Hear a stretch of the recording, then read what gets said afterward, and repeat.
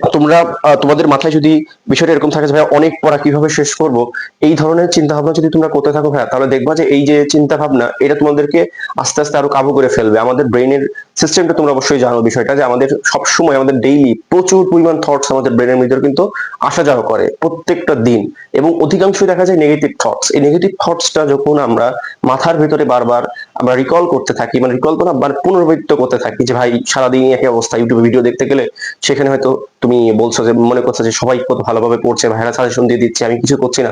আবার হয়তো অনেকে কমেন্ট করে বসে যে ভাই কি করবো না করবো। ভাই সবচেয়ে বড় কথা হচ্ছে তোমার কাছে যখন যাবে, তোমার কাজটা হচ্ছে এটা, কোনো নির্দিষ্ট একটা সময়ের জন্য অপেক্ষা না করা। যে আচ্ছা ঠিক আছে আমি আজকে আমি কালকে করব, আজকে রাত থেকে শুরু করবো, আজকে সন্ধ্যা থেকে শুরু করবো। নো, সবাই বলে ভাই এখন, কেন বলে এখন? কারণ এখনই যদি তুমি বসো এই ভিডিওটা শেষ করে, তাহলে তোমার যে একটা অ্যাকিউরেসি, যে একটা থাকবে, সেটা কিন্তু পরবর্তীতে নাও থাকতে পারে। এখন যে কথা বলার কারণে তোমার মধ্যে একটা মোটিভেশন বা যাই বলো না কেন সৃষ্টি হয় ভিতরে, সেটা থেকে যদি তুমি পড়তে বসা শুরু করো, তুমি যদি একটা রোডম্যাপ তুমি নিজের মতো করে বানিয়ে ফেলো, পরবর্তীতে যেটা বানাবা সেটার তুলনায় অবশ্যই এটা বেটার হবে একটু।